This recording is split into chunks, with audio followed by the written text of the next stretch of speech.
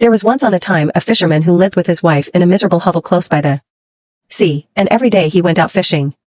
And once as he was sitting with his rod, looking at the clear water, his line suddenly went down, far down below, and when he drew it up again, he brought out a large flounder. Then the flounder said to him, "Hark, you fisherman, I pray you, let me live, I am no flounder really, but an enchanted prince. What good will it do you to kill me?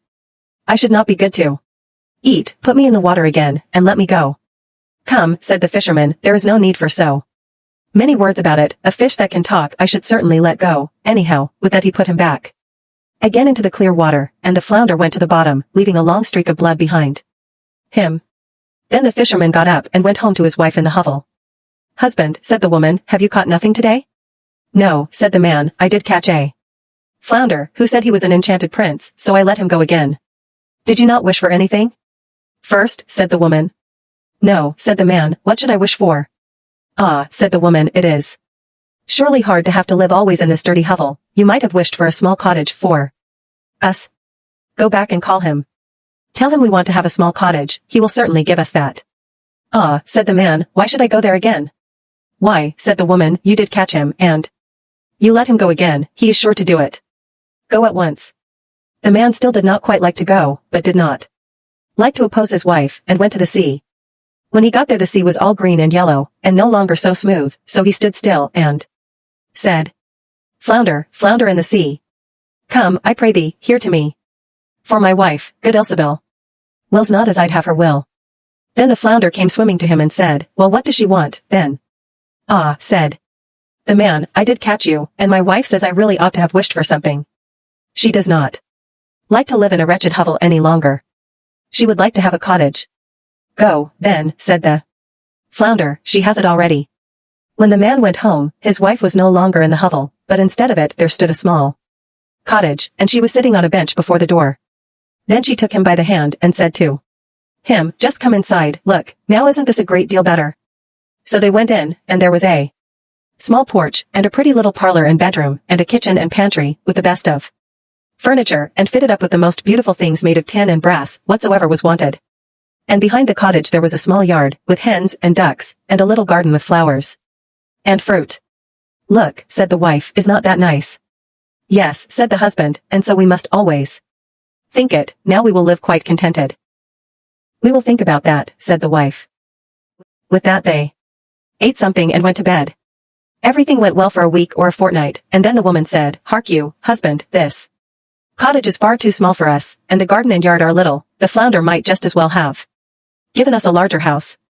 I should like to live in a great stone castle. Go to the flounder, and tell him to give us a castle."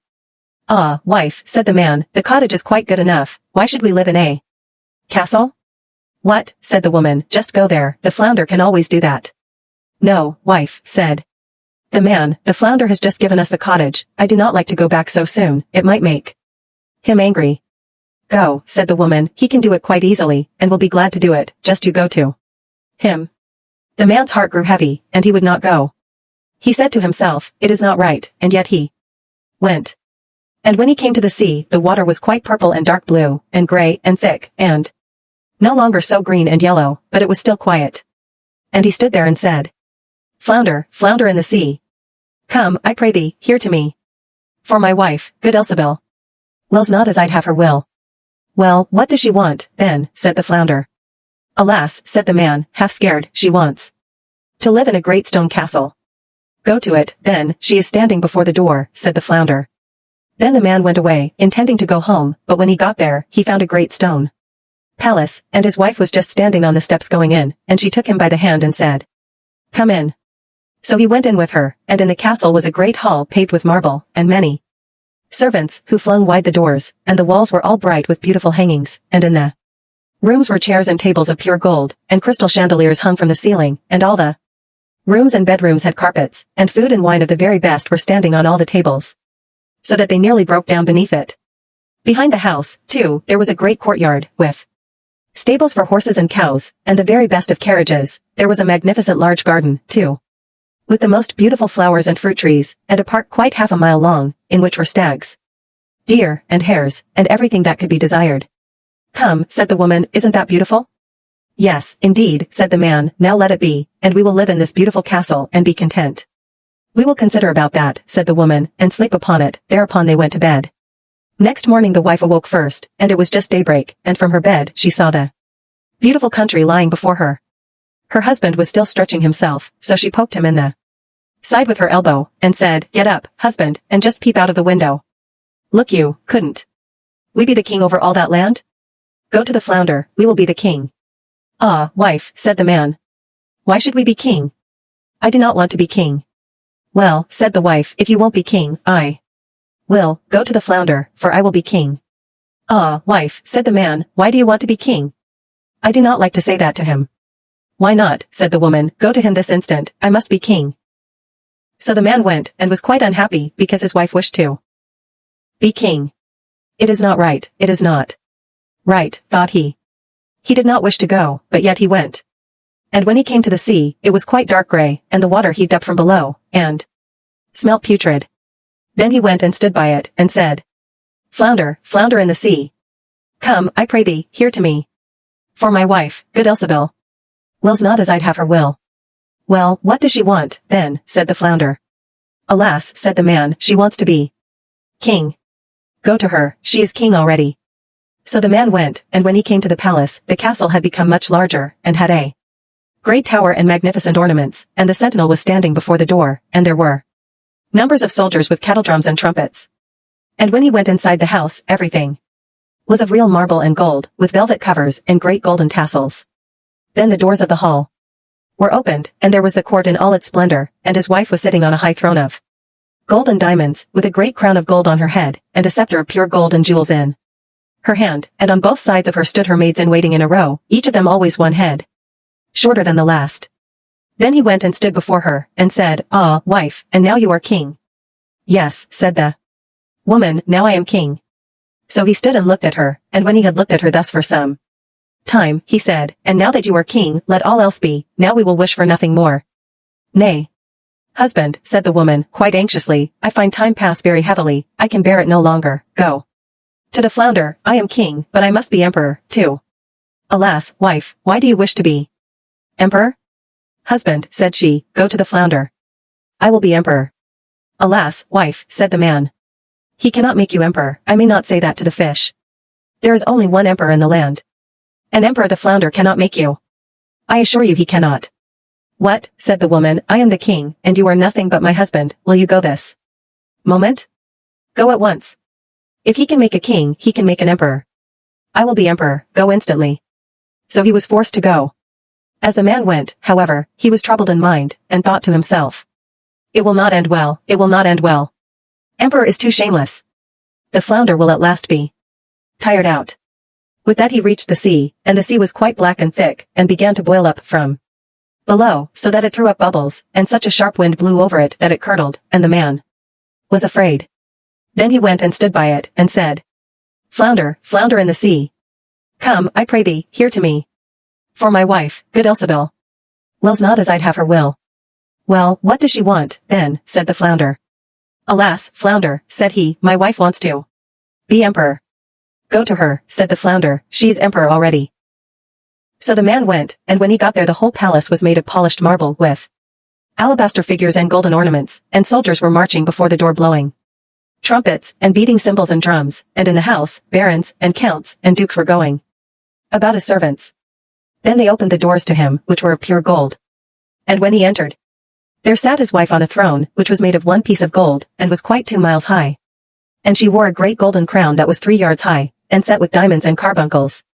And in one hand she had the scepter, and in the other, the imperial orb, and on both sides of her stood the yeomen of the guard in 2 rows, each being smaller than the one before him, from the biggest giant, who was 2 miles high, to the very smallest dwarf, just as big as my little finger. And before it stood a number of princes and dukes. Then the man went and stood among them, and said, Wife, are you emperor now? Yes, said she, now I am emperor. Then he stood and looked at her well, and when he had looked at her thus for some time, he said, Ah, wife, be content, now that you are emperor. Husband, said she, why are you standing there? Now, I am emperor, but I will be pope too, go to the flounder. Alas, wife, said the man, what will you not wish for? You cannot be pope. There is but one in Christendom. He cannot make you pope.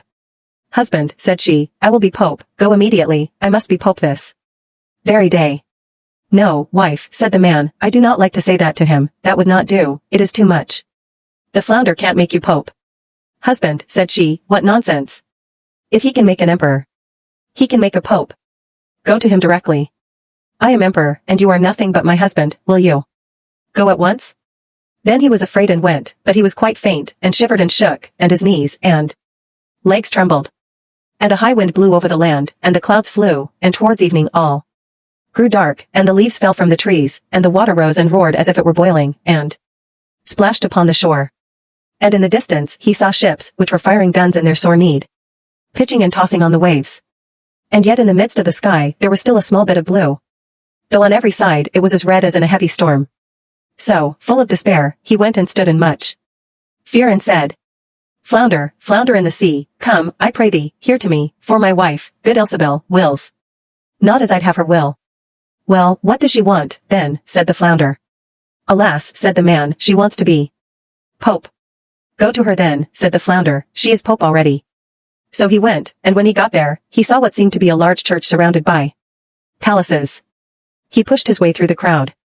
Inside, however, everything was lighted up with thousands and thousands of candles, and his wife was clad in gold, and she was sitting on a much higher throne, and had 3 great golden crowns on, and round about her there was much ecclesiastical splendor, and on both sides of her was a row of candles, the largest of which was as tall as the very tallest tower, down to the very smallest kitchen candle, and all the emperors and kings were on their knees before her, kissing her shoe.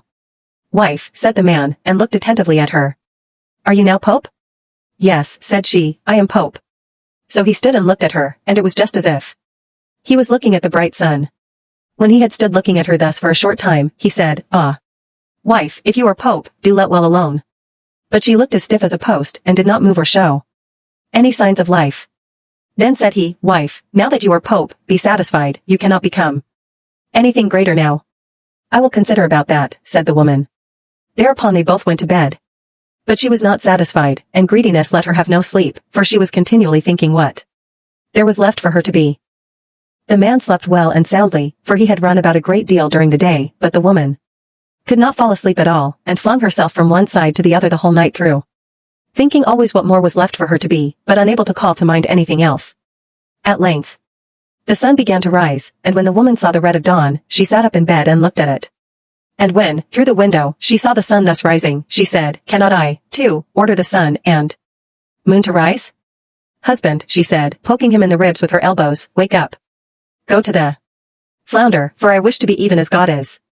The man was still half asleep, but he was so horrified that he fell out of bed. He thought he must have heard amiss, and rubbed his eyes, and said, Alas, wife, what are you saying? Husband, said she, if I can't order the sun and moon to rise, and have to look on and see the sun and moon rising, I can't bear it. I shall not know what it is to have another happy hour, unless I can make them rise myself. Then she looked at him so terribly that a shudder ran over him, and said, Go at once, I wish to be like unto God. Alas, wife, said the man, falling on his knees before her, the flounder cannot do that, he can make an emperor and a pope, I beseech you, go on as you are, and be pope. Then she fell into a rage, and her hair flew wildly about her head, and she cried, I will not endure this, I'll not bear it any longer, wilt thou go? Then he put on his trousers and ran away like a madman. But outside a great storm was raging, and blowing so hard that he could scarcely keep his feet, houses and trees toppled over, the mountains trembled, rocks rolled into the sea, the sky was pitch black, and it thundered and lightened, and the sea came in with black waves as high as church towers and mountains, and all with crests of white foam at the top. Then he cried, but could not hear his own words. Flounder, flounder in the sea. Come, I pray thee, here to me. For my wife, good Ilsebel, wills not as I'd have her will.